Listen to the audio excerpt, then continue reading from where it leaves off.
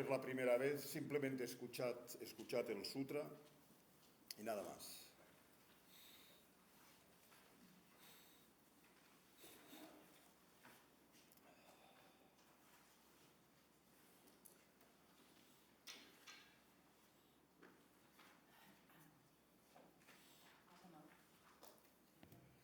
Una vez, así lo escuché, el ser bienaventurado moraba en Rayagriva, en la montaña banda de buitres, junto con una gran asamblea de monjes y una gran asamblea de bodhisattvas. En aquel tiempo el ser bienaventurado estaba absorto en la concentración que examina los innumerables aspectos de los fenómenos, llamada percepción de lo profundo.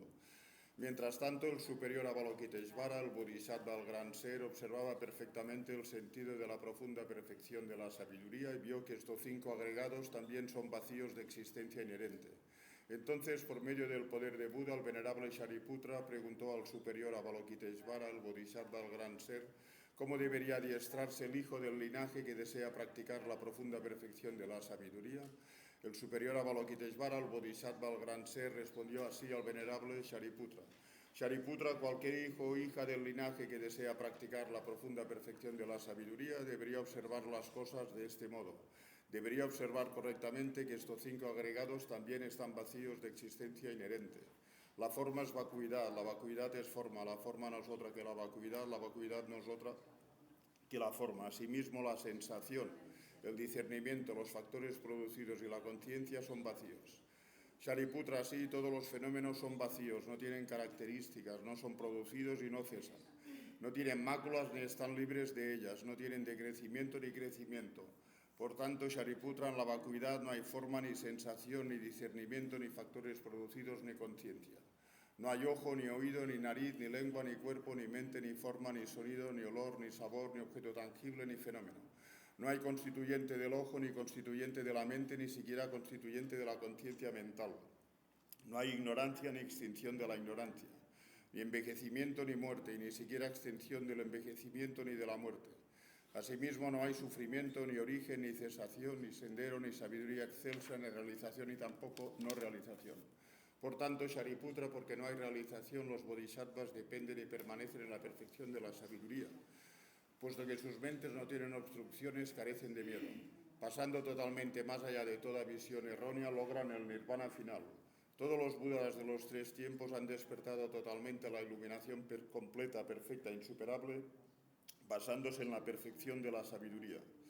Por tanto, el mantra de la perfección de la sabiduría, el mantra del gran conocimiento, el mantra insuperable, el igualable mantra, el mantra que pacifica totalmente todo sufrimiento, puesto que no es falso, ha de conocerse como la verdad. El mantra de la perfección de la sabiduría es proclamado. Tayata Om Gate Gate para Sam Gate Bodhisoa. Shariputra, el bodhisattva, el gran ser, ha de adiestrarse de este modo en la profunda perfección de la sabiduría. Entonces el ser bienaventurado surgió de aquella concentración y dijo al superior Avalokiteshvara, el bodhisattva, el gran ser que había hablado bien. Bien, bien, oh hijo de buen linaje, así es, hijo de buen linaje, así es. La profunda perfección de la sabiduría ha de practicarse de esta manera que has revelado. Incluso los tathagatas se regocijarán. Cuando el ser bienaventurado dijo estas palabras, el venerable Shariputra, el superior Avalokiteshvara, el bodhisattva, el gran ser, y aquel círculo completo de discípulos, junto con los seres mundanos, dioses, humanos, semidioses y espíritus, quedaron deleitados y alabaron grandemente las palabras del ser bienaventurado.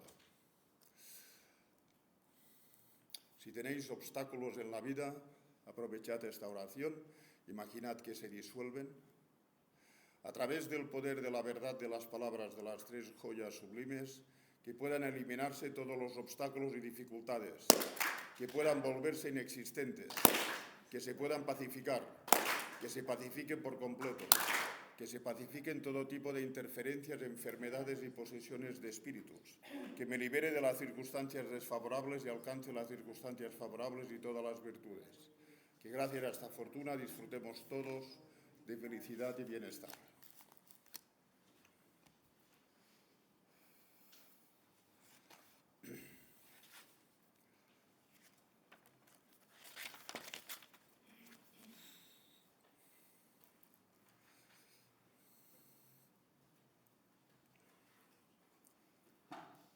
Estoy en la tierra que habéis hecho arte del palmeo. Os voy a explicar lo que es esto. No es lo mismo, pero casi.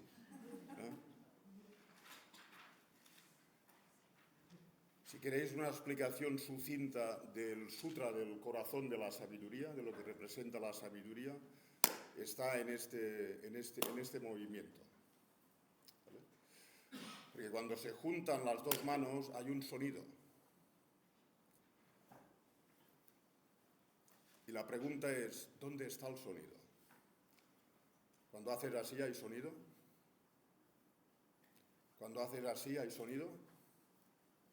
Solo cuando hay la interrelación de este movimiento se produce el sonido, pero no está en la mano derecha, ni en la izquierda, ni en el movimiento, ni en el ritmo del movimiento. No obstante, hay un sonido, hay un fenómeno. Si buscas la naturaleza del fenómeno, aparte de esta interrelación, no la encuentras. Si buscas los problemas que tenemos, aparte de una interrelación de causas y condiciones, no la encuentras. Sin embargo, existen. La unión del movimiento de las palmas uniéndose producen un fenómeno, pero el fenómeno no existe aparte de la relación dependiente de las causas que producen este fenómeno. Entonces, de manera muy sucinta, este es el sentido de la perfección de la sabiduría. ¿Qué tiene que ver esto con nuestra vida? Si tenéis tiempo y lo dedicáis, lo podréis ir revelando, lo podréis ir descubriendo a lo largo de las enseñanzas. Este es el kit de la cuestión. Yo empecé dando estas enseñanzas, las di en Sevilla, a finales de los 90, en Coruña, también a finales de los 90. Volví a dar estas enseñanzas en el 2015 o 16 en Barcelona. Las he dado recientemente para América y esta es la quinta vez que voy a dar enseñanzas del Sutra del Corazón, pero nunca las he dado como las voy a dar a partir de ahora aquí en Málaga. Poco a poco os voy a ir desgranando el sentido de este movimiento. Las cosas tienen como dos niveles de relación existentes, que es el movimiento que se une y produce algo. El sonido que se produce carece de existencia intrínseca, significa que carece de existir aparte de este movimiento. Sin embargo, existe. Por lo tanto, hay dos niveles de realidad que en un principio os puede parecer un poco extraño, pero yo creo que lo podremos entender gradualmente. Generalmente, el Sutra del Corazón es la perfección de la sabiduría. La perfección de la sabiduría, aquí veo que hay personas que estudian el budismo de hace años, la perfección de la sabiduría es las prácticas del nivel superior del Lam-Rim o las etapas del camino que las iré presentando en el día de hoy. Es la enseñanza más elevada que dio el iluminado.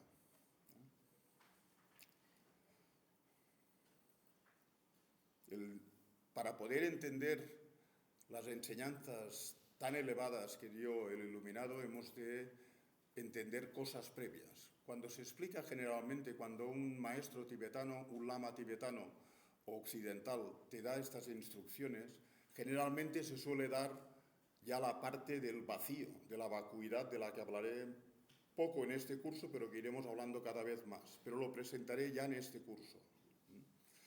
Generalmente, cuando se dan estas enseñanzas, se supone que la audiencia ya tiene un conocimiento. Como que este no es el caso aquí, yo voy a añadir lo que es necesario, porque en las enseñanzas de la perfección de la sabiduría se dice generalmente que implícitamente hablan de la naturaleza última de la realidad, que hoy en día la ciencia ya empieza a semejarse, diríamos, a lo que enseña el Sutra del Corazón. En los años 90, cuando un enseñante o un maestro tibetano hablaba de que la realidad no existe tal y como aparece, era muy incómodo hablar de ello. Pero hoy en día la ciencia occidental ya se acerca a la comprensión del vacío. Hoy lo explicaré un poquito, seguramente, o mañana. Por lo tanto, nos sentimos cómodos hablando de la naturaleza última de la realidad, porque nosotros ya tenemos una naturaleza última de la realidad en nosotros, que no descubrimos. Entonces, el Sutra del Corazón generalmente se dice que de manera explícita se habla de la naturaleza última de la realidad, que es vacía de existencia intrínseca, clarificaré este término, y implícitamente se habla de las prácticas del método. Si veis esta imagen, que es la perfección de la sabiduría, con la mano derecha sostiene un dorje. El dorje es un elemento tántrico, simbólico en la tradición budista, que representa y simboliza el método del sendero, que está caracterizado por la compasión, la bodhicitta, la renuncia, la comprensión de que las cosas son transitorias, que no nos podemos aferrar a nada porque todo cambia delante de nuestros ojos y sin nosotros darnos cuenta las cosas cambian, los fenómenos cambian. Entonces, en su mano derecha sostiene lo que todos sabemos. Y esta es la explicación implícita. Se presupone que alguien que aborda el estudio del vacío tiene que entender esto. Cuando un maestro tibetano habla del Sutra del Corazón, generalmente explica únicamente el vacío. Yo voy a hablar de lo que te ayuda a entender el vacío y después del vacío. Porque la perfección de la sabiduría viene representada bajo la forma femenina. Porque en la tradición budista la mujer está asociada a la sabiduría. Y no es una señora particular, una diosa que viva en un lugar específico. Cada uno de nosotros puede despertar la perfección de la sabiduría en su interior, porque la perfección de la sabiduría representa la mente compasiva que ha eliminado el egoísmo, enfocada en la verdadera naturaleza de las cosas, de tu identidad, en la verdadera naturaleza de las cosas que nos envuelven. Por lo tanto, el estado mental que se puede desarrollar en vida, cualquiera de nosotros puede desarrollarlo, este estado mental compasivo, enfocado en la verdadera naturaleza de la realidad, la unión de estos dos elementos es Prajnaparamita. No es, te postras ante tu Prajnaparamita futura. Cada uno de nosotros tiene en estos momentos las cualidades, las capacidades necesarias, estamos equipados para tener en nuestro interior este estado precioso de la perfección de la sabiduría, que es, para que os podáis imaginar, es ausencia completa de egoísmo y con la mente enfocada en la verdadera naturaleza de las cosas. Las cosas son transitorias, las cosas son dukkha y a nivel último no hay nadie sólido, fijo, independiente, como este sonido, que no surge de la nada, sino que surge en dependencia de cosas. No hay ningún fenómeno que exista aparte de causas y condiciones. Por lo tanto, con una mente amorosa y de compasión, el practicante medita en la comprensión de quién soy yo realmente, cómo existen los fenómenos de verdad. Y una mente que carece de egoísmo y una mente que es sabia profundamente es la mente iluminada. Es una mente iluminada, no puede ser una mente ordinaria. Por lo tanto, nosotros empezamos en el sendero para llegar a este estado y el proceso para llegar a este estado es escuchar, contemplar y meditar. No hay otro proceso. Sin conocimiento uno no llega al estado de Prajnaparamita. Sin sabiduría no se llega al estado de Prajnaparamita.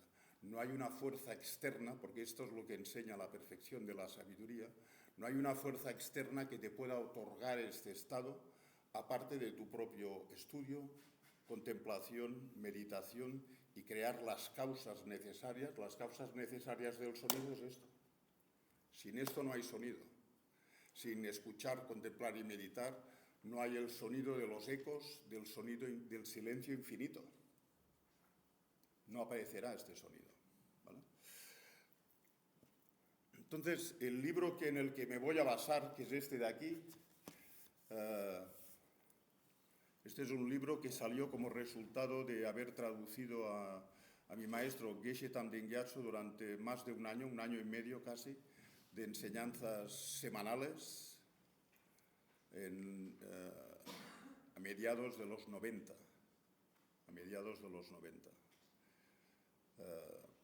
dio toda la enseñanza entera del Sutra del Corazón, que es esta página y media de sentidos un poco crípticos al principio. Entonces, durante 1 año y medio estuvo dando estas enseñanzas y yo tuve la fortuna de ser su traductor y, por lo tanto, lo que hacía era revisar después de las enseñanzas, como se suele hacer, es contemplar, revisar las enseñanzas y compararlas con otros textos. Me basé en 2 libros de un catedrático de la Facultad de Orientalismo específico budista en una universidad, creo, de California, el señor Donald López, que escribió 2 textos que son muy reconocidos en inglés, no están traducidos al castellano. Se denominan Elaboraciones del Vacío y el Sutra del Corazón explicado. Y entonces Donald López se basa en textos que abarcan desde el siglo I después de Cristo hasta el siglo hasta el siglo XVIII-XIX. Hay 9 textos que se explican en el libro, yo los estuve revisando todos para poder completar este libro. Después estuve durante unos 7 u 8 años dedicado únicamente al estudio del Sutra del Corazón. Con la ayuda de estos textos, nuestro amigo, el amigo de nuestra familia, Dayap Rinpoche, que es la mano derecha de su santidad el Dalai Lama durante muchos años, él vive en Alemania, le pedí que quería más instrucciones sobre el vacío y me puso en contacto con Geshe Tashi. Y tuve la fortuna de Geshe Tashi que accediera a venir a nuestra casa en Menorca durante 7 u 8 días y cada día estuvo explicando de nuevo todo el texto del Sutra del Corazón, todo. Por las mañanas hacíamos 3 o 4 horas de transmisión de este texto tan precioso. Y no tengo que olvidar la primera vez que escuché este texto de un lama que me ayudó en cierto modo en algunas enseñanzas, por ejemplo Lorrick, en Inglaterra estuve estudiando con él durante un mes también, y entonces en una ocasión Geshe Shampa-Techo, conocido como uno de los expertos más sublimes del Tíbet, vino a Menorca en varias ocasiones, y en la primera ocasión que vino me tocó a mí traducir el Sutra del Corazón que él daba.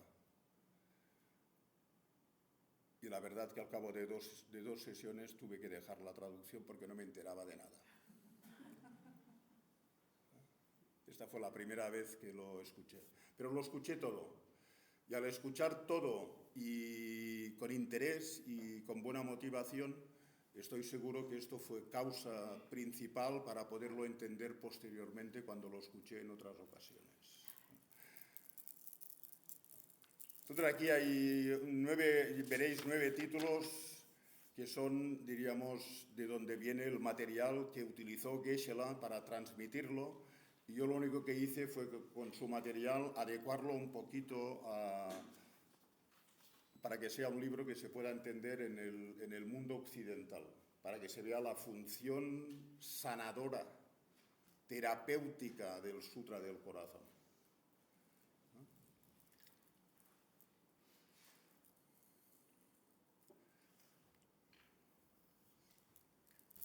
Normalmente la vacuidad, se dice de la vacuidad, y aparece aquí más adelante, que es difícil de explicar y fácil de malinterpretar. Por esto tengo que ser cauto, porque todos los practicantes budistas y sobre todo los maestros budistas toman votos cuando toman iniciaciones. Y uno de los votos es no enseñar al vacío a una audiencia que no puede entenderlo, porque lo pueden malinterpretar. Es decir, por ejemplo, si decimos este móvil es vacío, hay algunos que pueden entender que los budistas dicen que este móvil no existe. En ningún caso es esto así, en ningún caso. Nada. No, si pensáis esto, estamos muy lejos del vacío. La vacuidad es algo muy específica, no se la inventa uno. Veréis más adelante en el texto que hay 5 tipos de vacío y solo uno es la vacuidad. Los otros 4 es, por ejemplo, tener mi cuenta bancaria vacía. Esto no es la vacuidad, porque si no ya sería un Buda súper iluminado, siempre la tengo vacía. y esto lo entiendo muy bien, pero esto no es la vacuidad. Me siento vacío. Todo el mundo estaría iluminado porque a veces nos sentimos súper vacíos. No vemos sentido a lo que hacemos en muchas ocasiones. Esto no es la vacuidad. La vacuidad es una negación no afirmativa, llena de sentido, llena de gozo, llena de potencialidad, capaz de transformar nuestra mente ordinaria en una mente sublime. No es un bote vacío, un vaso vacío, no es que las cosas que existen no existen. Los budistas son muy refinados para esto, porque ellos hablaban de que la realidad no existe como nosotros la percibimos mucho antes que en Occidente nuestra ciencia descubriera esto, mucho antes. De hecho, casi 2000 años antes de que se dijera aquí. Bueno, yo lo que voy a hacer ahora es presentar, Marta creo que ha apuntado, una serie de terminología que nos puede ayudar. Yo voy a presentar el Sutra del Corazón de una forma novedosa, sobre todo para los practicantes budistas y para los practicantes que no conocen el budismo ni que es necesario conocerlo para que nos resulte útil este estudio. El propósito de enseñar estas instrucciones es para que lo podamos utilizar en nuestra vida cotidiana, ¿vale? Y vamos a ir despacio, despacio. Para la filosofía budista, la causa principal de todo problema e insatisfacción que experimentan los seres, que experimentamos, siempre es la ignorancia. La ignorancia. La ignorancia se tiene que describir con precisión. Otras tradiciones tienen otros procedimientos y dicen que el sufrimiento viene de algún sitio particular, lo envía a alguien o algo, viene de casualidad, no necesita causas, casualmente tengo una enfermedad, casualmente pierdo dinero, casualmente tropiezo, casualmente tengo una depresión, casualmente pierdo la casa, de modo casual pierdo mi pareja, o lo que sea. En el budismo esto no se contempla, porque se dice que todos los fenómenos tienen que tener necesariamente una causa. Por eso cuando se habla de ignorancia, hay dos tipos de ignorancia que hemos de empezar a lidiar con ella. Primero es la ignorancia que desconoce la ley de causa y efecto. Todo lo que nos ocurre, nos guste o no, tiene causas externas que son culpables, pero principalmente algo en nosotros nos lleva a experimentar esta situación desagradable. Hay una fuerza en nosotros que nos lleva hacia allí.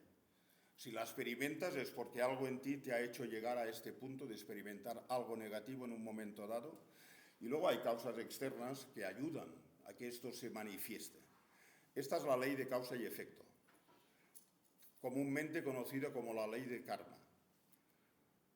Todo lo que ocurre en el mundo que vemos con los ojos tiene sus propias causas principales y secundarias. Todo. Si alguien es rico, tiene causas principales y secundarias. Si alguien tiene amigos con facilidad, tiene causas principales y secundarias. Si alguien tiene una relación amorosa larga, tiene causas principales y secundarias. Sin causas no se producen fenómenos. Esto lo hemos de tener, es el primer eslabón que produce sufrimiento en nosotros, pensar que lo que nos ocurre no tiene nada que ver conmigo, que siempre viene de fuera. El culpable siempre es exterior, siempre es exterior. La sociedad, mi familia, mi padre, que era muy malo, mi hija, mi hermana, mi madre, que era muy mala, etc. En el budismo esto no se contempla. No se contempla. Porque no es cierto. Todo esto que mencionamos para el budismo son causas secundarias. La causa principal está en nuestro interior. Y es algo que nosotros hemos sembrado con nuestro comportamiento, con nuestros pensamientos, que nos lleva a experimentar lo que sea que experimentemos y en base a alguien que está allí fuera, que puede estar allí fuera. No negamos que haya algún desencadenante externo. Por esto nos hemos de acostumbrar a la ley de causa y efecto, ¿Cómo?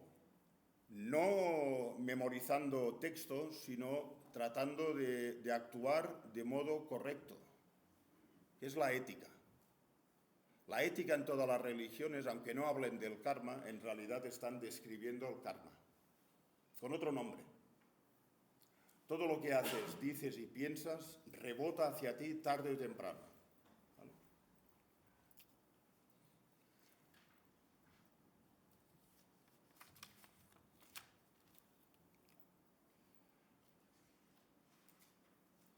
Entonces, cuando las cosas nos van mal, si desconoces la ley de causa y efecto, si las cosas nos van mal, es por culpa del otro 100%, y luego generas ira y odio, y aversión, y rencor, y resentimiento, porque desconoces la ley de causa y efecto. Desconoces esta ley. Y en el caso de que seas afortunado y las cosas salgan como tú quieres, puesto que desconoces la ley de causa y efecto, generas orgullo por ser lo que eres, por tener lo que tienes, porque desconoces que las causas profundas de lo que sea para lo que te sientas orgulloso ahora han sido creadas muy previamente. No hay base para crear orgullo. Si desconoces la ley de causa y efecto, cualquier cosa que te ocurre, o bien será causa para que surjan factores mentales negativos, o bien será causa para que surjan factores mentales negativos como la ira, la aversión, etc. Por lo tanto, la razón por la que todas las religiones coinciden en ser éticos es porque esto afloja nuestra mente descontrolada. ¿Cómo? Actuando de un modo cada vez más ético posible, que significa no ayudar a los demás. Esto está al final, con la bodhicitta, con la compasión. Al principio, no perjudicar a los demás, consciente y voluntariamente. Incluso perjudicamos sin ser conscientes. En este caso es menor la culpa. Pero la ética tiene este elemento. Y si te das cuenta de que actúas mal, purificas lo negativo, purificas la mente, purificas tu interior. Después hay un tipo de ignorancia que es más profundo y es el tema de estudio del Sutra del Corazón, que es una mala interpretación de nuestra identidad. Mala interpretación de nuestra identidad. A partir de la mala interpretación de nuestra identidad, si le damos a nuestra identidad, a nuestro sentido de quién soy yo, le damos más de lo que es, ya estamos fuera de juego, por decirlo así. Y esto es lo que presenta el Sutra del Corazón. ¿Quién soy yo en realidad? ¿Vale? Y tú no eres más que la relación interdependiente de una serie de causas y condiciones como son tu cuerpo y tu mente, sobre la que colocas un término que se llama yo. Se llama yo. Es dependiente. El yo es dependiente. El yo es transitorio, porque nadie tiene un yo permanente. ¿Lo parece? ¿Lo parece? Os puedo explicar por qué parece que el yo sea permanente. No lo es. No lo es. Cuando meditamos, muchos de vosotros estabais en el retiro de Vipassana. La razón por la que se medita en el cuerpo es para que veas la impermanencia del cuerpo. Si ves la impermanencia del cuerpo, empiezas a ver que te relacionas con tu yo de un modo erróneo, porque tú crees que el yo de hoy es el mismo de ayer.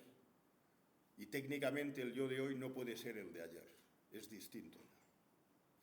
Y el yo de hoy tampoco es el de hace 5 días. Tenemos este sentido de que el yo no ha variado nunca.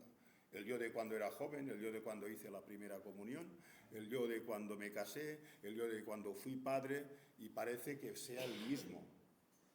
Cometemos un error, porque en base al cuerpo y la mente proyectamos y etiquetamos yo, y esto es correcto.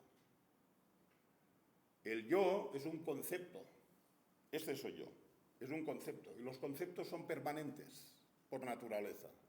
Y la base del concepto, que es el cuerpo y la mente, son transitorios. Nunca encontraréis un cuerpo permanente. No existe un cuerpo permanente. No ha existido nunca aquí. y nunca encontraréis un yo permanente. Pero como que nos aferramos a la etiqueta que ponemos a nuestro yo desde pequeños, tenemos la idea de que hay un yo sólido. No está este yo. Y aquí empiezas a descubrir lo que es la perfección de la sabiduría. Mientras tengamos la visión distorsionada de este yo presente, fuerte, permanente, inamovible y que no depende absolutamente de nada, de manera natural aparece el egoísmo. El egoísmo se enfoca en esta distorsión de tu identidad personal y la refuerza. Prajaparamita elimina los dos a nivel súper profundo. Va minando la fuerza de los dos, aunque sigamos siendo a veces no muy dármicos. Pero tener el corazón abierto al conocimiento de Prajaparamita mina estas dos mentes erróneas. Venimos de hace 2 años de estudiar las mentes erróneas. Estas aparecen ahora aquí, en su máximo esplendor. La visión errónea de lo compuesto y transitorio, que es creer que eres lo que no eres, en base a algo que es razonable para decir yo, pero tu concepto de yo, te aferras a él como si fuese permanente cuando la base de donde sale este concepto es transitorio. Por esto en Vipassana se medita en el cuerpo y nosotros meditamos en el cuerpo. ¿Os acordáis? Quizás la gente no lo entiende. ¿Por qué meditamos en el cuerpo? ¿Por qué escaneamos el cuerpo de abajo arriba y de arriba abajo?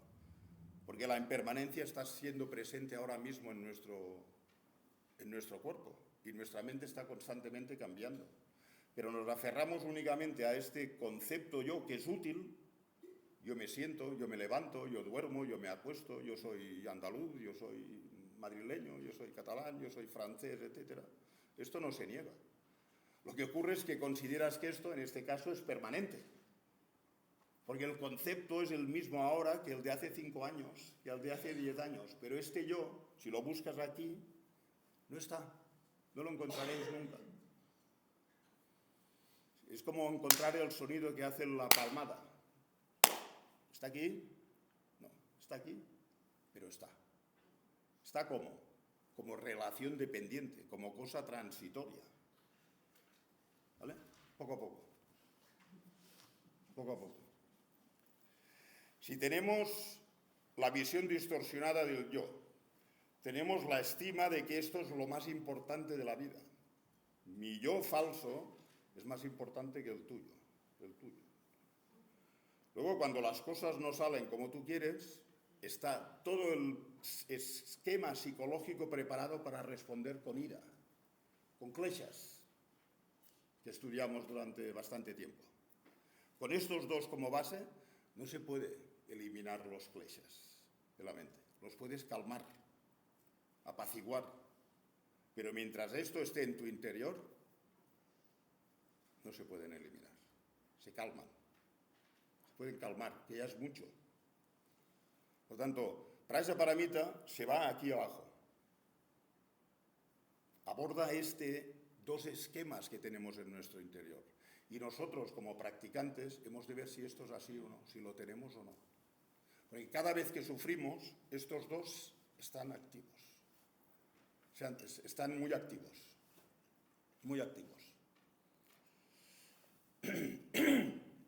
Por lo tanto, si tenemos estos dos tipos de ignorancia profunda, de creer que tu yo es una cosa que no es, o de creer que la realidad es de una forma que no es, y después tienes de modo natural la estima que es el egoísmo. El egoísmo es enfocarse en que tú eres más importante que los demás.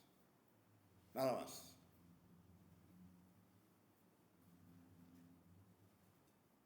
Este es el egoísmo. Cuando estos dos están activos, estos producen kleshas, que es el siguiente elemento. Kleshas, mira, ¿estás kleshas aquí? Vale. Kleshas es en sánscrito, Niomo és en tibetano. No, està bé. No poso una mica més.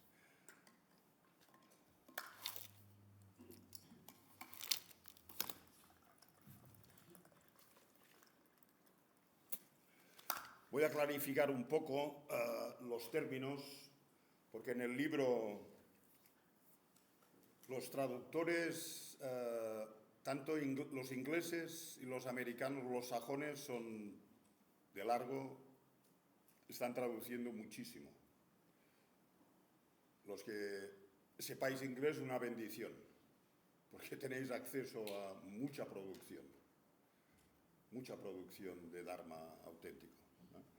Entonces, la razón por la que las personas sufrimos, cuando tienes esta base, después se producen kleshas. ¿Kleshas qué son? En sánscrito, klesha es algo que te aflige, que te hace estar mal. ¿Estáis mal a veces? ¿O estáis siempre, si estáis siempre bien, no hace falta que estéis aquí? Si estáis mal, hay un klesha.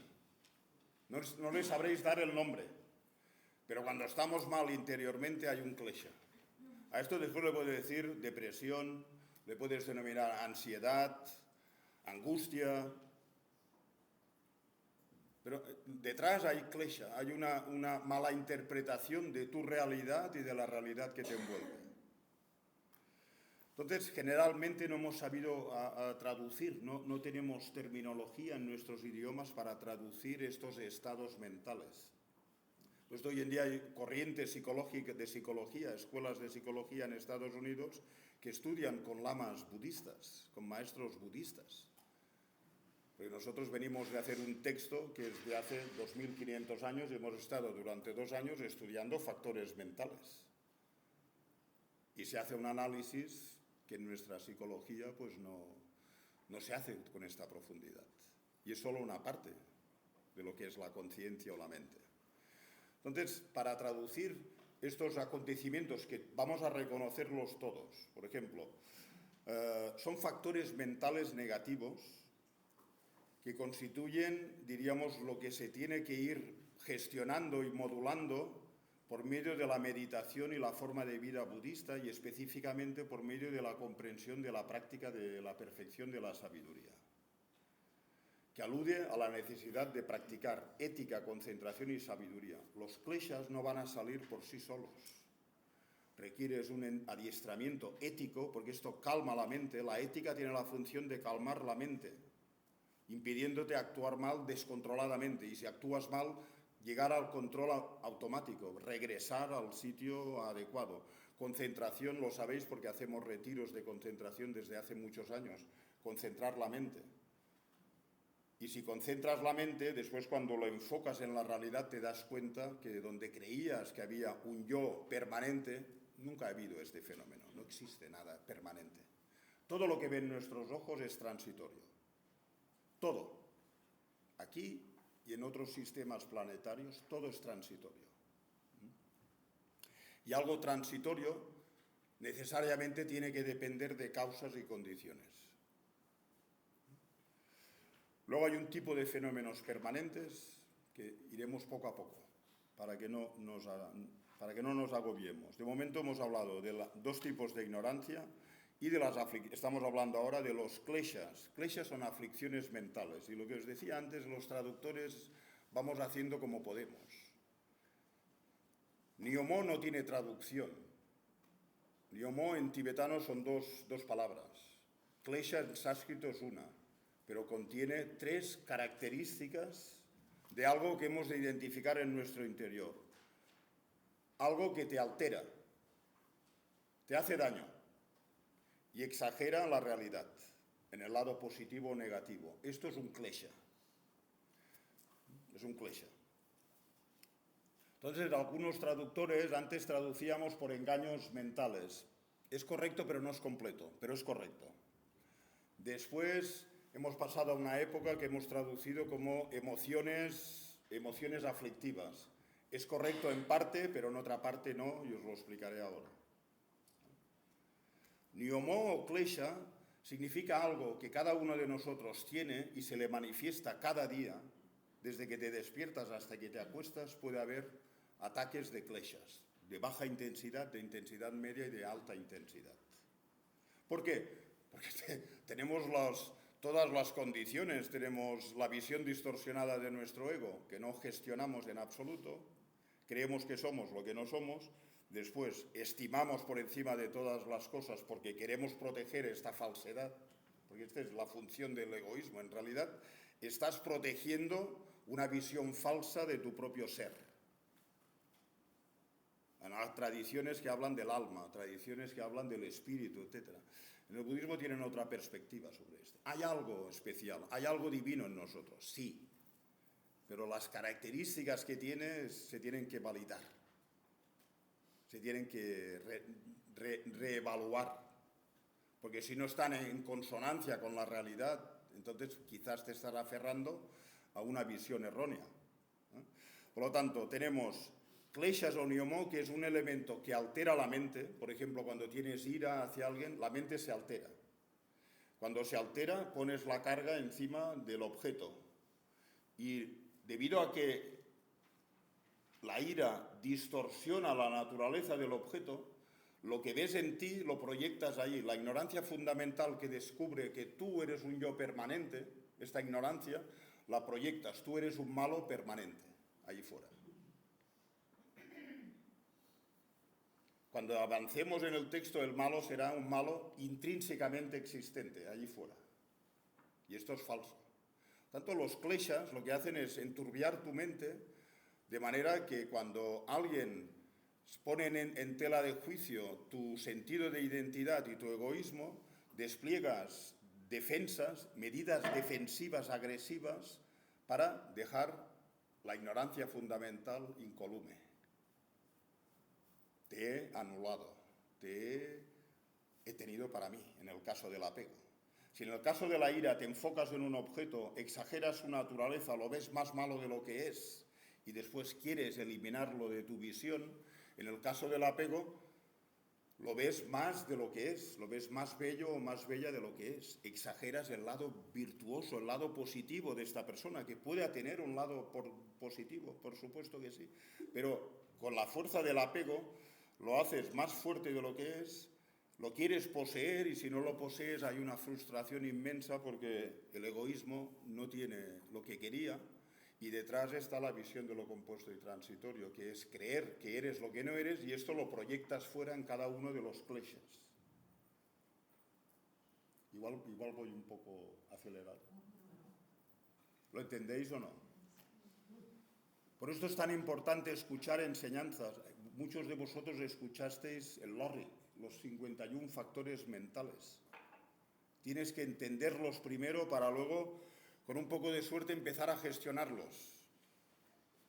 Y no se puede interrumpir la educación. No se puede interrumpir. Imaginaros, muchos de vosotros estuvisteis en el Lorry. Imaginad que hubierais venido el primer curso. Y quizás el segundo.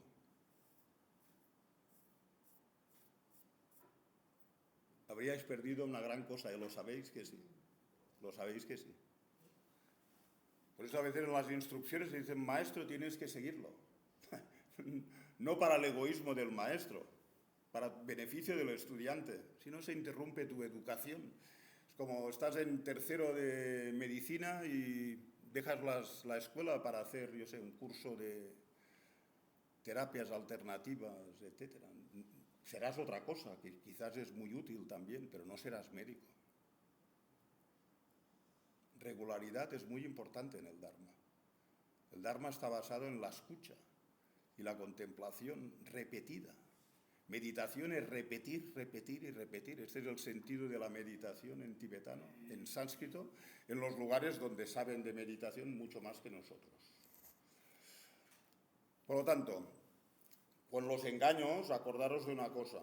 Tenemos engaños que podríamos decir hoy en día en psicología moderna, y es correcto, engaños emocionales. La ira es un engaño emocional. El apego, quiero estar contigo y quiero que estés siempre a mi lado, es también un engaño emocional. Es emocional, lo que todos entendemos por emocional. Resentimiento es emocional, rencor es emocional, orgullo es emocional. Y estos son un tipo de engaños, un tipo de kleshas. Pero ¿qué ocurre con millor és permanente. Tú eres malo para siempre, porque eres permanentemente malo. Tú eres una persona mala. Esto no es emocional.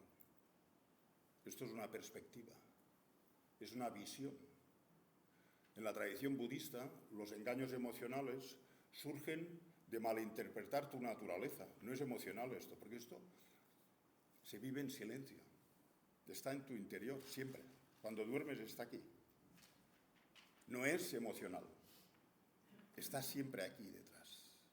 Es el que lleva el motor de nuestra existencia. Y por esto decimos que la existencia es samsara. Porque el motor ya está defectuoso por principio. Pero a la vez, como veréis después en la próxima sesión, hay una naturaleza pura en nosotros. Pero tenemos que afrontar para descubrir la naturaleza pura que ya está en nosotros, que lo llaman la naturaleza de Buda, la naturaleza búdica. Tienes que limpiar lo impuro. Tienes que gestionar lo impuro para que se revele un poco el lado, la potencialidad pura que tenemos.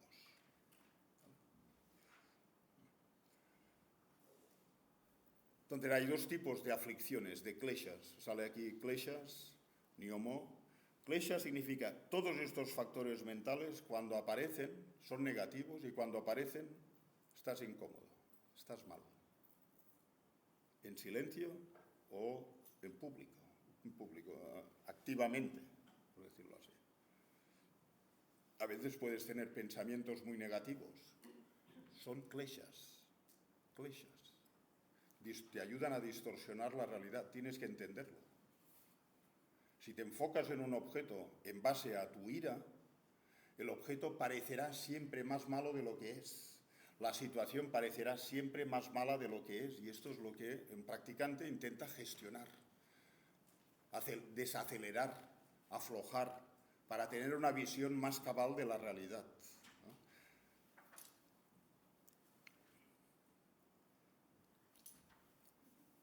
Por lo tanto, todos estos engaños viven bajo la forma de la ley de causa y efecto. Cuando generas ira, piensas, ya está, ya he respondido, he protegido lo que yo creía y ahora ya no tengo ira. No te engañes. Has preparado el camino para volver a repetir esta ira. Porque cuando se crea algo en la mente, un pensamiento que tienes, deja una huella en la mente.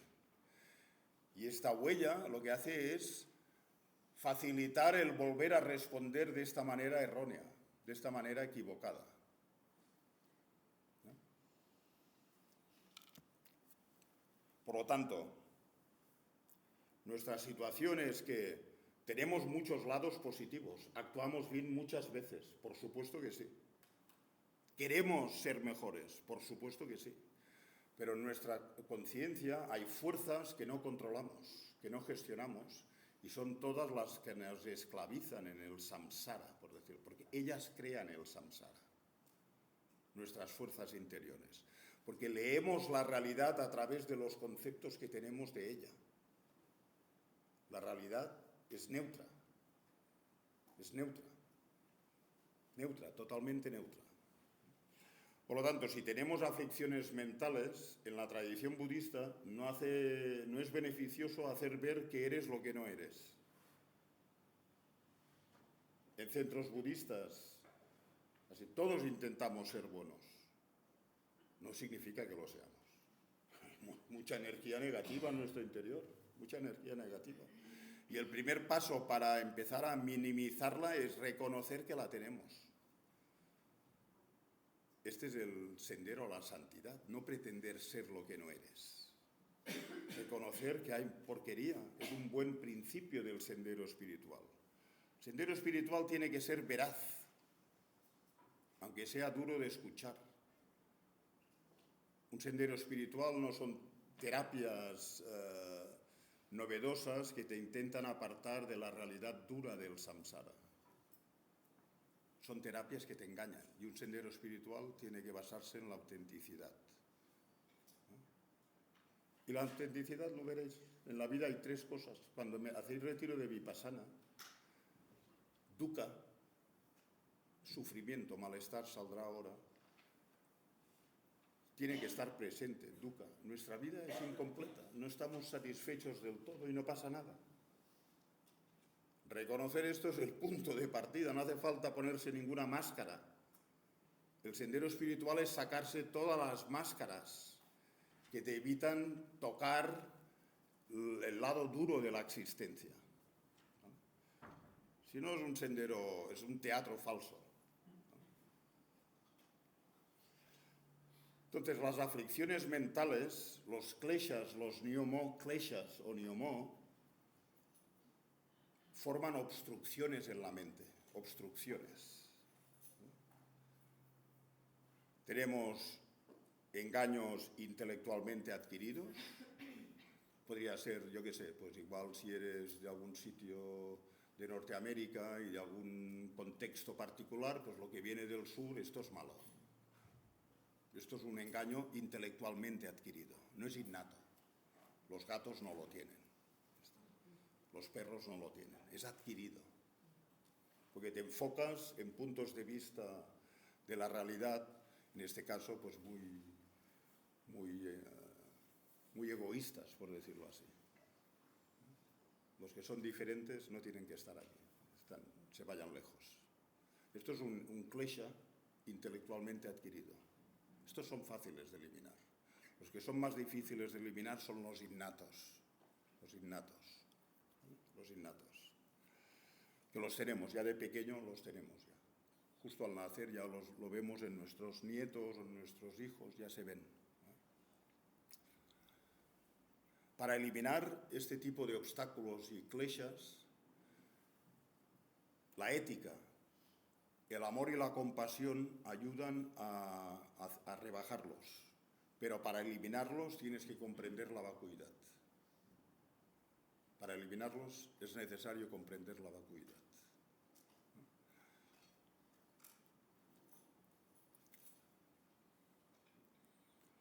Después, samsara, puesto que tenemos esta circunstancia, en los textos se habla mucho de samsara. La antítesis es nirvana. Samsara no es Málaga, lo he dicho muchas veces aquí. Samsara no es España, samsara no es el planeta Tierra, samsara no es el sistema solar. Samsara es un estado de conciencia que no quiere practicar ética, no quiere practicar concentración ni sabiduría para entender su verdadera realidad y, por lo tanto, lo que produce la mente es aquello que tú percibes. Lo que produce la mente lo percibes de formas distorsionadas. ¿Vale? Entonces, samsara es esto. A otro nivel, samsara, fijaros bien, si tiene sentido lo que os digo. Samsara es vivir en un mundo donde todo lo que nace muere. Todo lo que se une se separa. Todo lo que se acumula se pierde. Y todo lo que asciende desciende. Esta es la característica del samsara. Y esto tiene causas.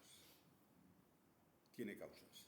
Es natural y tiene causas en el sentido de que si no entiendes las causas de esto, cuando te encuentras con estas situaciones, el choque que producen en tu interior es mucho más potente que si no tuvieses el conocimiento adecuado. ¿Vale? Fijaros bien, todo lo que nace muere. Todo lo que se une se separa. Todo lo que se acumula se pierde y todo lo que asciende desciende.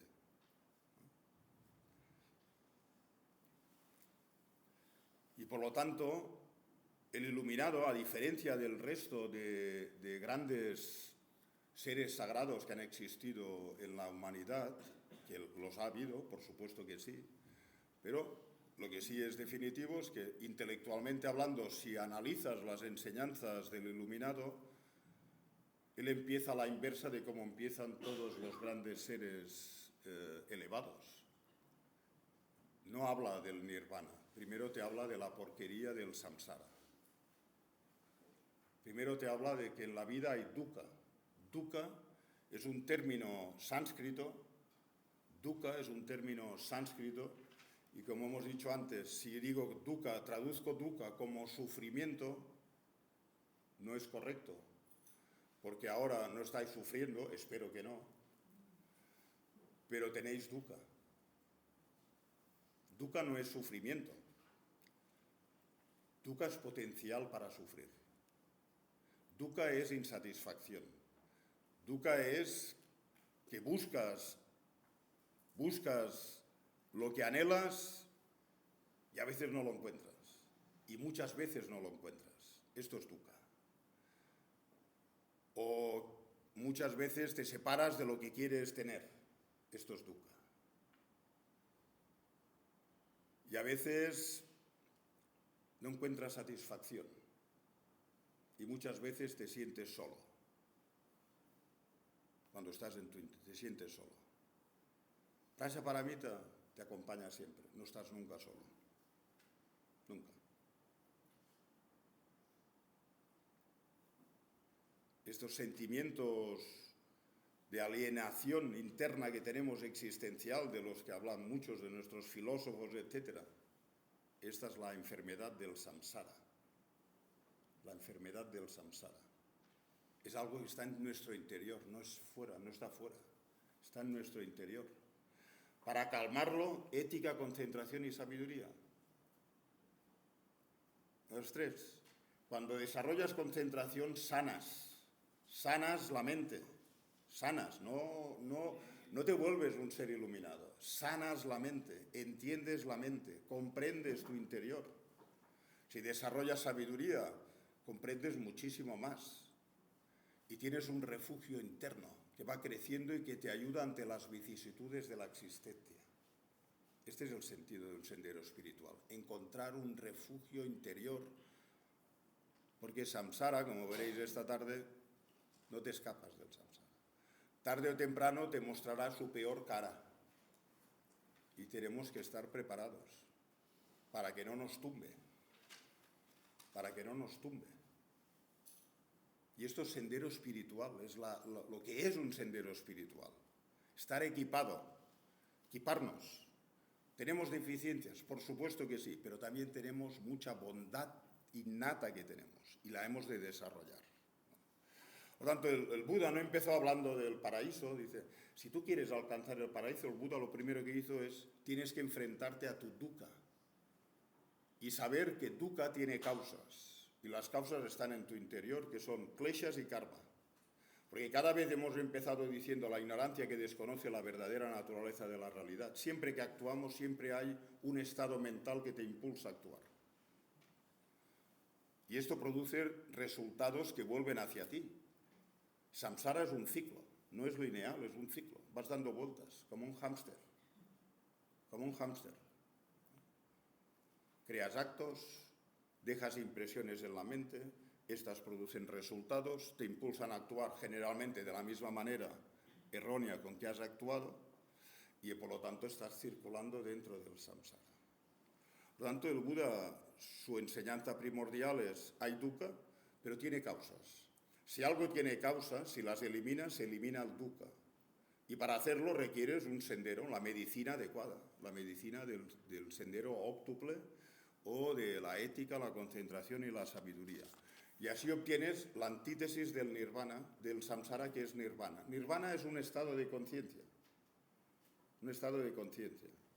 Es decir, si samsara es la manifestación de nuestro orgullo, porque a veces estamos en la cima del samsara, parece que somos los reyes del universo.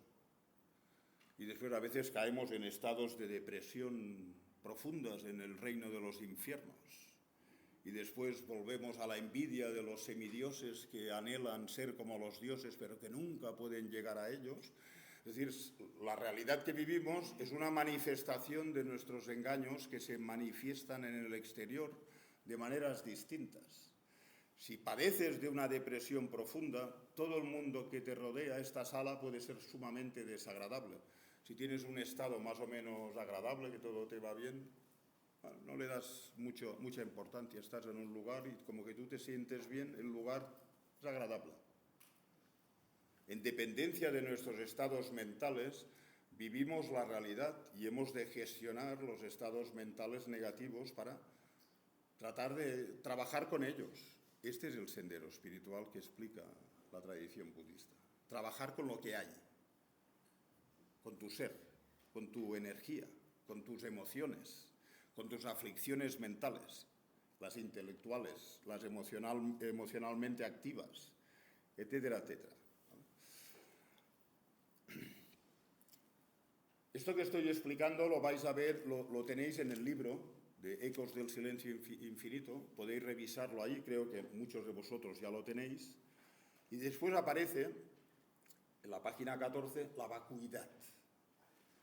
Va a llegar un punto en que vamos a hablar mucho de la vacuidad. En tibetano es tongpa. Tongpa es vacío, vacuidad. Ya hemos dicho antes que no es lo que parece ser. ¿Vale? Entonces, vacuidad o verdad última. La vacuidad es la naturaleza última de los fenómenos. No se refiere a una habitación vacía. Vacuidad no se refiere a una habitación vacía. No se refiere a una hoja en blanco. No se refiere a que las cosas no existen. Cuando decimos nuestro cuerpo es vacuidad, no significa que el cuerpo no exista. No existe, ni ha existido, ni existirá un cuerpo que no dependa de las partes de las que está compuesto. Si alguien lo encuentra, por favor avisad, que avisaremos inmediatamente a su santidad el Dalai Lama. Aquí nunca ha habido un cuerpo que no dependa de las partes de las que está compuesto. Y el cuerpo no es las partes del cuerpo. La vacuidad es negar algo específico, no negar la existencia. No se niega la existencia. Y muchos, cuando entienden la palabra vacuidad o cuando oyen la palabra, lo que lo asocian es con que las cosas no existen. No. Las cosas no existen de cierto modo que tú crees que existen, pero existen. Pero existen. El sonido existe. Pero si tú buscas un sonido que no dependa de este movimiento, no lo vas a encontrar. Pero el sonido existe. El sonido solo existe como dependencia. No niegas el sonido. Niegas que exista sin depender, que de repente aparezca un sonido. Esto no ha existido nunca. Ni va a existir. Nunca. Lo mismo con tu yo, al que te aferras tanto. Lo mismo con el cuerpo. Lo mismo con tus ideas. Todo existe de modo dependiente. Nada existe de modo independiente. La ciencia, como os he dicho antes, ya está aquí. No está en la fase final, pero ya está aquí. Ya lo ha visto. Ya lo ha visto. Entonces, en el budismo hay una manera de clasificar el mundo en dos puntos. Fenómenos transitorios, fenómenos producidos. Y después fenómenos permanentes. Voy a hablar de los fenómenos transitorios únicamente. Los permanentes los dejaré para más adelante. Los fenómenos transitorios es todo lo que vemos con los 5 sentidos y todo lo que experimenta la mente con el 6º sentido, que es el sentido mental, con la conciencia. ¿Vale? Todo lo que ven nuestros ojos es transitorio. Todo. No hay nada que vea nuestros ojos que sea permanente. Todo lo que oyen nuestros oídos es transitorio. Quiere decir que está compuesto de causas y condiciones. El árbol que ves está compuesto de causas y condiciones. Sin la semilla, la tierra, los nutrientes, el sol, no hay árbol. Por lo tanto, nunca ha habido un árbol que exista de modo intrínseco, sin estas condiciones. Nunca lo ha habido. Pero nosotros creemos que sí, y nos aferramos. Pensamos que nuestro yo existe de modo intrínseco, sin depender de nada, y nos aferramos a él. Nunca ha existido un yo así, aunque nos aferremos a él, aunque se hayan creado filosofías cerca de la visión errónea del yo. Por lo tanto, todos los fenómenos, empezar a notar la transitoriedad ayuda muchísimo. Lamayeshe solía decir que la transitoriedad es la vacuidad de los pobres. Los que no podemos entender la vacuidad, si entendemos la transitoriedad, estamos en el camino para ver la vacuidad. Porque la transitoriedad significa que mi cuerpo y mi mente está constantemente cambiando. A cada instante. De hecho, no, a cada instante no. a cada microinstante. Un microinstante en la filosofía budista es esto dividido por 365.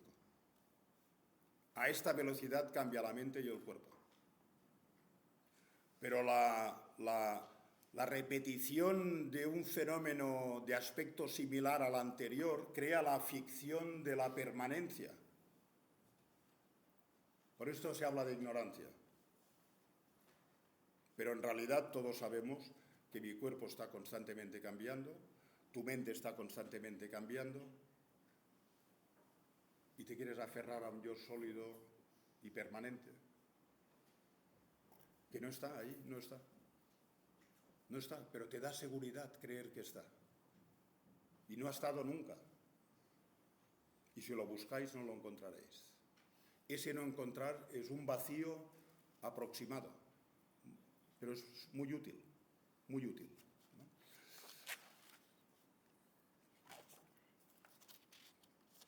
No lo terminaré todo, sí voy a terminar con la página 19, método y sabiduría, que es la perfección de la sabiduría. Prajna paramita, prajna es sabiduría, paramita es perfección.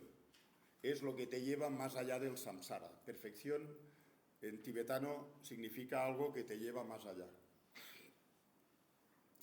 La palabra perfección tampoco es justamente muy adecuada, pero todo el mundo lo entiende como la perfección de la sabiduría. La perfección de la sabiduría tiene esta representación, que en una mano sostiene un dorje de 9 puntas. Generalmente hay un dorje de 5 puntas, es un instrumento simbólico que representa nuestros 5 agregados, transformados a través de la comprensión de la verdadera naturaleza, porque cada uno de los agregados es transitorio y nosotros nos aferramos a que cada uno de los agregados son permanentes. Por lo tanto, ignorancia, si no es esto, ya me podéis decir lo que es. Confundimos. Y esto no es emocional. Es una visión que viene reforzada por muchísimas fuerzas externas que la refuerzan. Pero no deja de ser falsa. Te aferras a algo que es una ficción de tu ignorancia. Y por esto produce dolor, dukkha. Entonces, aquí ella sostiene un dorje de 9 puntas. El dorje de 9 puntas es el dorje padre. A veces hay dorjes de 5 puntas que son el dorje madre. ¿Vale? Ella lleva un dorje de 9 puntas, que es el tantra padre, porque padre y madre van unidos en la tradición budista. Padre es bodhicitta, compasión, madre es sabiduría. Todas estas deidades son para recordar y para que experimentes la unión del gozo y el vacío, la unión de la bodhicitta y el vacío, que lo que hacen es fundir, deshacer el egoísmo y la base sobre la que surge el egoísmo, que es una visión distorsionada.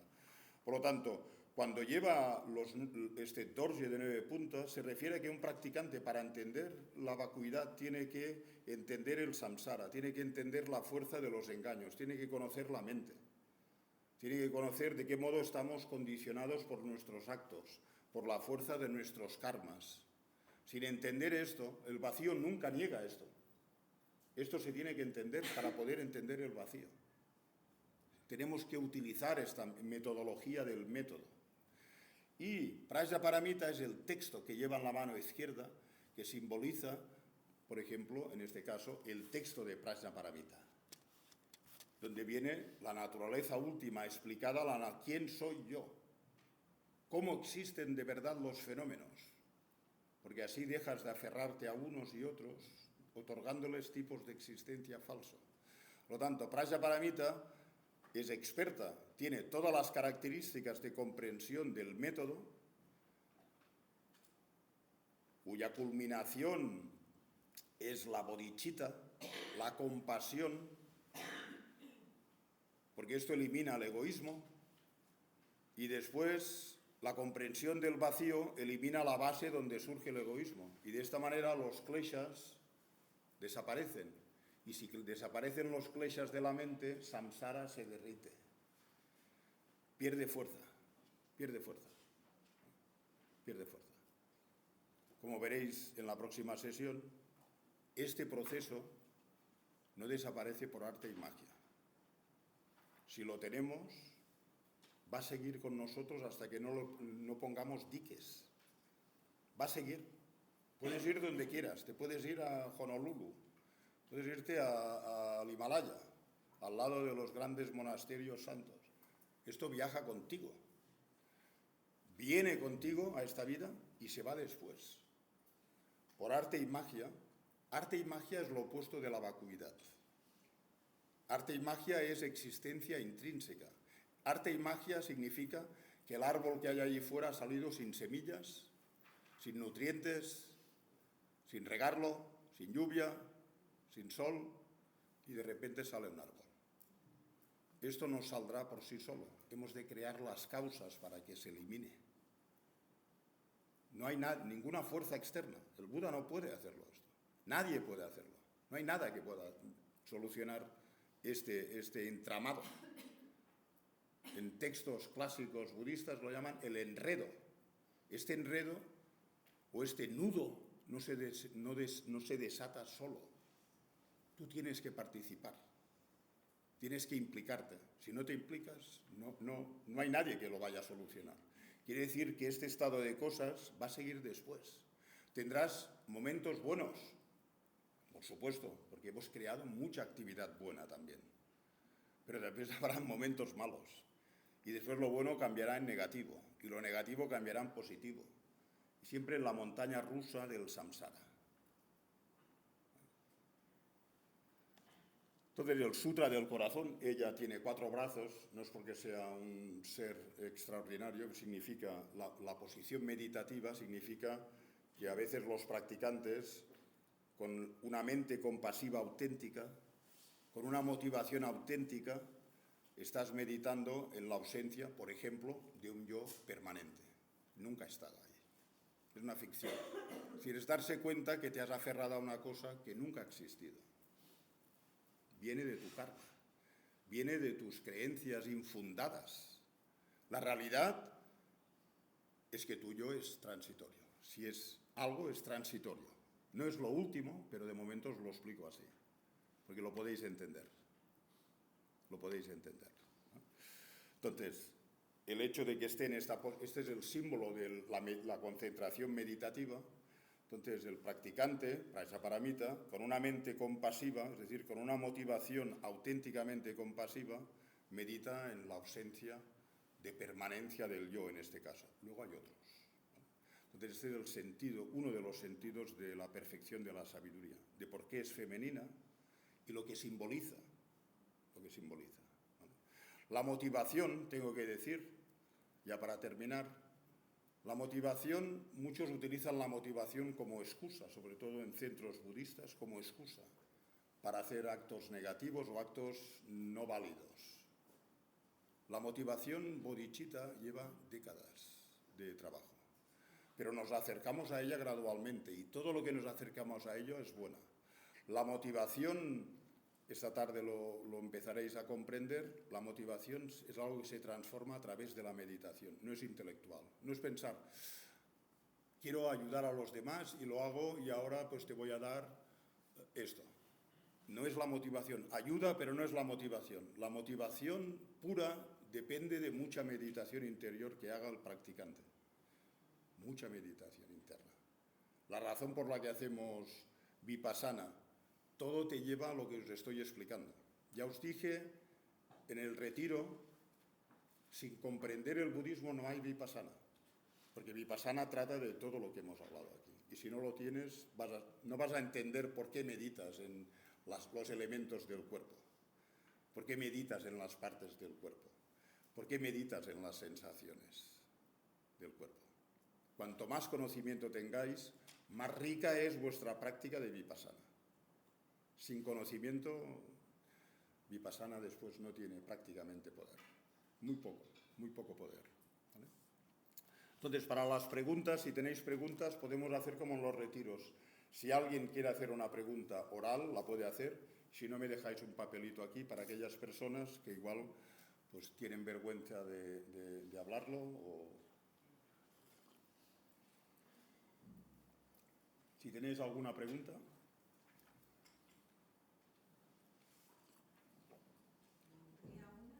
¿Podrías explicar un poco mejor del engaño. Cuando hablaba así Sí. Generalmente la ignorancia que desconoce la ley de causa y efecto, te lo pondré de otra forma, la ignorancia que desconoce la ley de causa y efecto te hace actuar de modo negativo. Y la ignorancia que desconoce la verdadera naturaleza de tu ser te hace actuar de modo negativo y positivo. Porque tú teniendo una visión errónea de tu yo, aún y así puedes ser generoso con los demás, puedes ayudar a los demás. Lo que habrá estará teñido de yo soy generoso con los demás, yo ayudo a los demás, yo hago esto. Esto es el error, pero ayudar a los demás es positivo. Para esta persona es positiva. Lo que sobra ahí es el punto de referencia del yo fuerte, sólido, que es inexistente, pero lo que tú te aferras. Cuando actuamos mal, siempre es porque desconocemos la relación entre causa y efecto. Si insultas a alguien, estás desconociendo de que esto es un acto negativo, va a tener consecuencias negativas para ti porque vas a repetir este acto en un futuro rápidamente, porque la ley de causa y efecto hace que te enfoques en una actividad negativa en base a una situación, de modo que cuando vuelva a la misma situación respondes igual. Y esto viene por desconocer que todo lo que haces, dices y piensas, tarde o temprano rebota contra ti, tarde o temprano. Viene hacia ti, te perseguirá siempre. Y esto es una ley, es como la ley de la gravedad. No la inventó el Buda. Tiene su lógica, es difícil el karma. Pero fíjate bien, tú generas un estado mental negativo. Insultas, mientes, calumnias. Obviamente tú has creado algo en tu interior, porque tú tienes la intención de implicarte en algo y lo haces conscientemente. Después actúas en base a esta intención y si es negativo, obviamente produce, una vez se ha terminado el acto, se queda la energía de este acto en tu interior. La cesación, igual lo voy a probar de explicar, la cesación del acto, cuando algo cesa, es considerado un fenómeno transitorio. Y todos los fenómenos transitorios producen efectos. Por lo tanto, en la cesación del acto de insultar porque alguien te ha mirado mal, cuando se termina este acto queda una fuerza en esta terminación del acto, tiene un nombre específico en sánscrito y en tibetano. Cuando cesa el acto en cuestión, la semilla está sembrada en la conciencia y el hecho de haber terminado el acto está sembrado en la conciencia. Y esto hace que esta semilla después produzca un resultado en tu interior. Tú lo has hecho. Es que la conciencia tú le dejas huellas y no desaparecen, se queda ahí. Tú has actuado de una forma. Por lo tanto, esta forma queda marcada en tu genética mental, si quieres, de manera que cuando ocurre lo mismo, está todo preparado para volver a responder. Si es en el lado positivo, es bueno, pero si es en el lado negativo, este es el sentido del samsara. Tenemos que cortar en algún sitio. Por esto la ética en todas las religiones no hay discusión. La ética nos tiene que hacer frenar, a veces no podemos, pero sí puedes purificar después, hacer algunas prácticas para purificar. ¿Qué hace la purificación? Corta la fuerza que has dejado una vez el acto ha terminado. Le quita vida, de modo que no respondes igual. Por lo tanto, es algo que uno tiene que trabajar interiormente en este lado. Meditación sin hacer todos estos elementos no lleva muy lejos. No lleva muy lejos. Has dicho que los kleshas, los innatos, los tenemos en la nacer, ¿no? Esto no lo entiendo muy bien. Sí. Sí. Y luego te quería preguntar cómo apaciguar los kleshas y los dukkha. Vale. A ver, en la tradición budista nosotros tenemos como un principio que no empezamos, la vida no empieza en el seno materno. la vida individual de cada uno. ¿Vale? Si no entiendes esto, resulta un poco difícil de entender.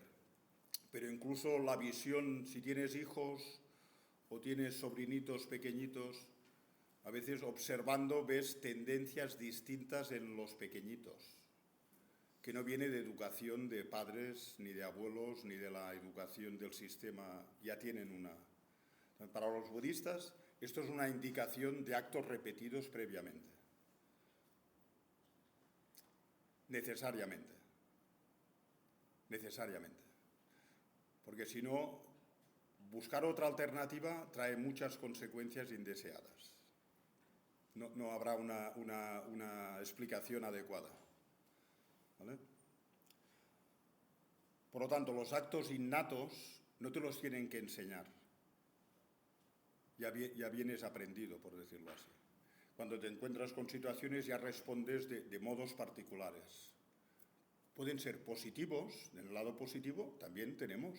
Ahora estamos enfocando en el lado negativo, pero también tenemos fuerzas positivas, no lo olvidéis. Pero hay fuerzas negativas también. Y respondemos, cada vez que respondemos con ira, con apego, con aversión, con envidia, de modo natural, con avaricia, esto no nos lo ha enseñado nuestro padre o nuestra madre, muchos de ellos. Quizás lo han reforzado después, pero a veces ya vienes con esto. Ya ves la realidad de esta forma. Avaricia, ira, responder con ira, etc. O con agresividad, de mayor intensidad o de menor intensidad. Entonces, en niños pequeños esto ya se puede constatar. Entonces, hace años que no explico las pruebas que tienen los budistas de la continuidad de la conciencia, y en este curso se va a hablar de esto. Pero nosotros consideramos que ya venimos con unas fuerzas positivas, por un lado, porque es resultado de la bondad que has cometido en vidas previas, y también de negativas. De muy pequeñitos, pues ya tenemos unas tendencias, y pensando en nuestra propia vida de pequeños, si recuerdas a los 7 o a los 6, hasta donde llegues, hay cosas que no es culpa de tus padres, ni de la sociedad, ni de la escuela. Estos son causas secundarias que pueden ayudar a reforzar estas cosas con las que ya vienes. Si vienes con algo, es porque tú has creado las causas para venir con ello. Y las causas que crean el que tú tengas una tendencia a otra es un acto repetido, que se vuelve natural y espontáneo. Esa es una explicación. Puede haber de otras, pero esta es la explicación budista. Entonces, este proceso en el continuo de la conciencia, si no le ponemos un tope o un fin, va a seguir después. De la misma manera que en esta vida ya venimos con algo, positivo y negativo. Lo que se busca es que lo que salga sea siempre positivo. Tenemos que gestionar el lado oscuro. Por esto el Buda empieza hablando de dukkha, no empieza hablando de lo que puede ocurrir en un futuro, si eres bueno. No lo menciona de esta manera. No es estratégicamente o pedagógicamente, para él no era adecuado hablar con ese lenguaje. Por lo tanto, empieza con el lado negativo, que lo observemos y que lo gestionemos de la mejor manera posible para ir en el lado de la luz y no en el lado de la oscuridad. Y la otra pregunta era... Muy relacionada, era los klesha y los dukkha, ¿cómo apaciguarlos? Vale, dukkha se apacigua apaciguando los kleshas. Si apaciguas kleshas, la causa principal de dukkha es kleshas. Si la mente está en sufrimiento, si hay aversión, si hay apego hacia algo, dukkha aumenta. Si dukkha aumenta, el klesha aumenta. Por lo tanto, tienes que gestionar tus fuerzas mentales negativas que te hacen estar mal. Depende de la situación. Si se puede, es bueno apaciguar los estados mentales negativos que tienes, no tanto el objeto que te lo produce, sino trabajar con tus estados mentales. ¿Cómo es que tenemos estos estados mentales en base a esta situación? Y lo que se pueda calmar el klesha, calma dukkha. Si klesha está descontrolado, dukkha aumenta. Cuando dukkha aumenta, lo que haces es, ¿ves el samsara cómo existe? Si Duk aumenta, aumenta Klesha. Por lo tanto, te mueves en una trampa. Y viene de nuestros estados mentales negativos, en este caso también de la ignorancia. Por tanto, desarmar esto, bueno, depende de la situación que tengas. Tienes, a veces, si es un objeto que te produce malestar, una técnica es a veces apartarse de ese objeto. Puede ser una situación, una persona, el trabajo. Si puedes apartarte de ese objeto, es una manera de que se calme, porque no tienes el objeto delante. Si tienes el objeto delante, etcétera, luego es muy difícil. Tienes que buscar algún medio. No sé la situación específica, pero si no puedes apartarte del objeto y lo tienes siempre allí, es difícil, ¿no? Ahora, te podría decir, concentra la mente. Si eres un practicante que está habituado a desarrollar concentración, si puedes desarrollar concentración en la respiración, pues esto te hace olvidar un poquito el objeto. Pero cuando es un objeto de apego o un objeto de ira, pueden aparecer en tu meditación. Pero bueno, aún y así, para los practicantes budistas, puedes apartarlo y seguir desarrollando concentración, porque la concentración lo que hace es calmar todos los kleshas. ¿Vale? Por eso hacemos ética, concentración y sabiduría. Pero es un proceso gradual. No sé si te he dado la respuesta. Sí, yo a veces siento, incluso comprendiendo algo, sí que lo pongo en su sitio, ¿no? Las cosas las ordeno, pero no desaparece la hipocresía. Es que los kleshas vienen con nosotros desde tiempos sin principio, si te he de ser sincero. Por lo tanto, es una fuerza que no es fácil de eliminar. Tienes que dedicarle tiempo.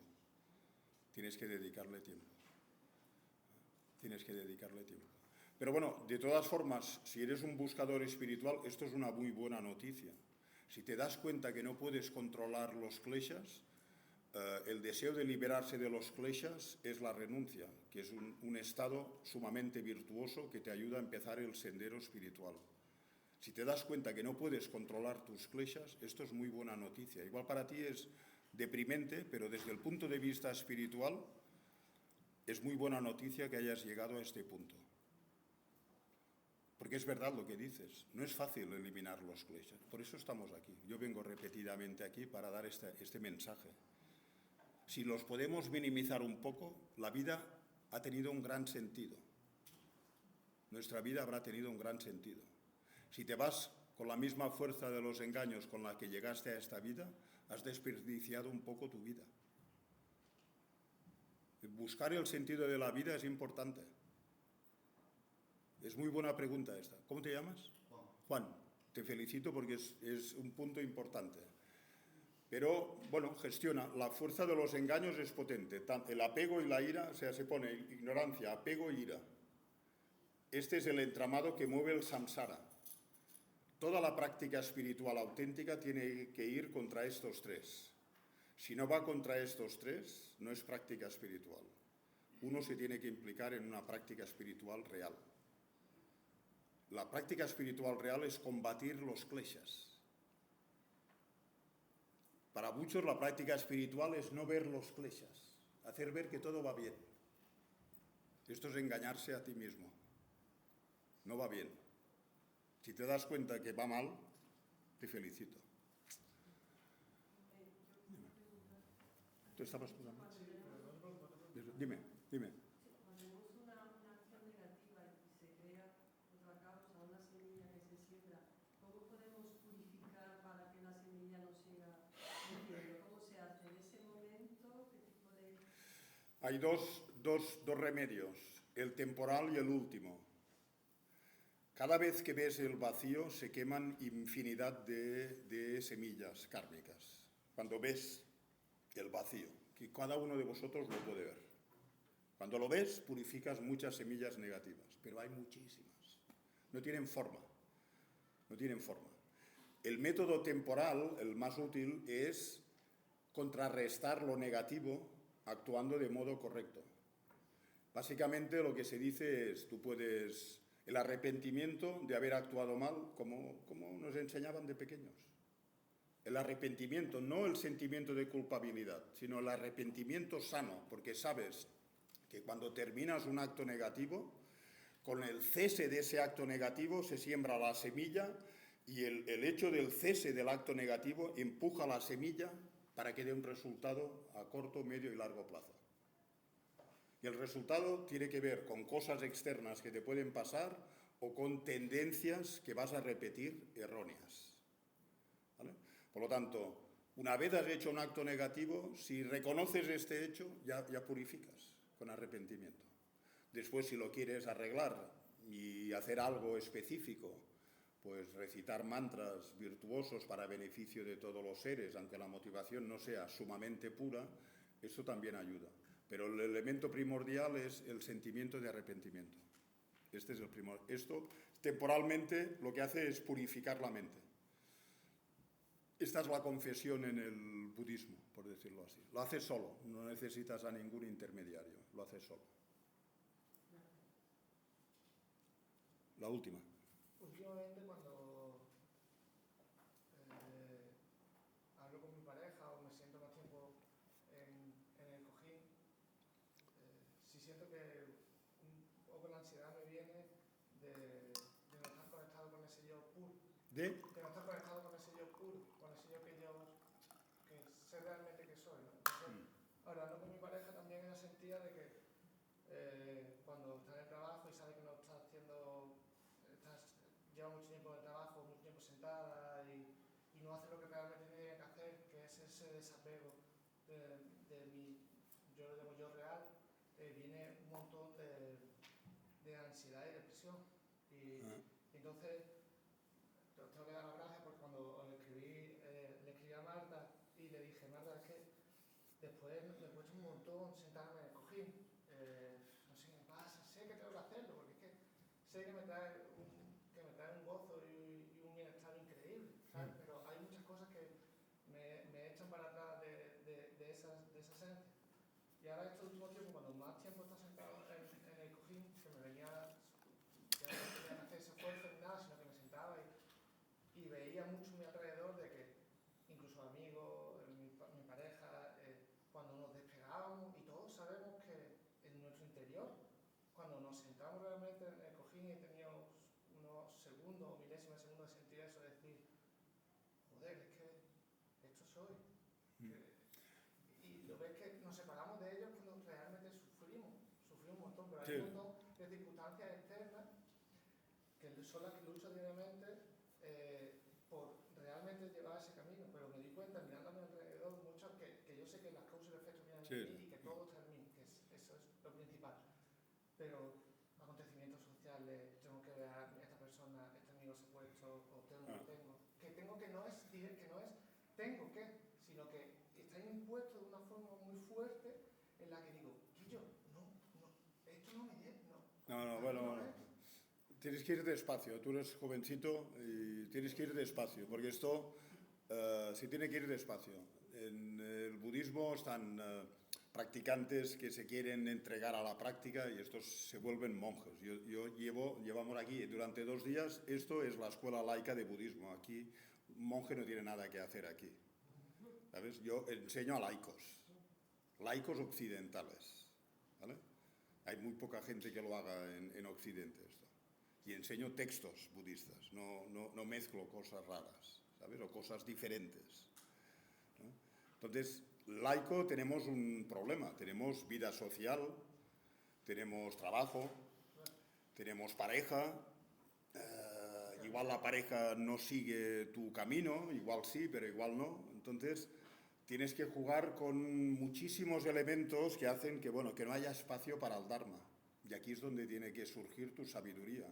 No puedes apartarte del mundo, del trabajo, etcétera, a no ser que te toque la lotería, etcétera. Si no te toca, tienes que integrar el Dharma en tu vida, en lo que haces. Tienes que integrar un poco el Dharma en tu vida. Si tú puedes meditar media hora diaria, hazlo. Es bueno hacerlo. Ya como tú bien ya sabes, es bueno meditar. Intenta meter Dharma, sazonar tu vida con el Dharma. Y a partir de aquí las cosas después con el tiempo y sobre todo con el conocimiento. Escuchar es más importante que meditar. Si meditas y no has escuchado, no vas muy lejos en la tradición budista. Escuchar es lo más importante. Muchísimas veces. Entonces, tienes que buscar el término medio. Prajnaparamita, en realidad, cuando lleguemos al final, que esto no va a ocurrir en el plazo inmediato, cuando lleguemos al final, el camino medio es el único camino que te lleva a la liberación y tienes que gestionarlo con tu vida. Tienes que hacer lo posible dentro de un ambiente que sea posible para ti, para tus necesidades y para tus limitaciones. Dentro de aquí tienes que hacer lo máximo posible, pero respetando las limitaciones que tienes. Me acuerdo de una pregunta que le hicieron al lama hace muchos años a Geshe-la, una persona que hizo una pregunta así, no me acuerdo si era pública o si era que yo le traducía, etc., que estaba con el Dharma, quería practicar Dharma, pero su pareja era un obstáculo, etc., y que quería hacer como el Buda, que quería dejar la pareja, dejó el palacio y se fue al bosque, etc. Y Geshe-la respondió: si sabes 100% seguro que te vas a iluminar haciendo esto, hazlo. Si no, mejor quédate con tu pareja.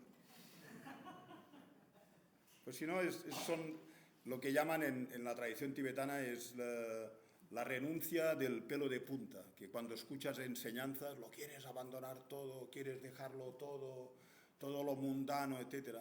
Y no es necesario. Tienes que buscar un tiempo de respeto hacia tu práctica y luego relacionarte con tus apetencias o tus gustos propios de tu edad. Tienes que experimentar con distintas cosas, ¿sabes? Y seguir la práctica. La práctica es en secreto, ¿sabes?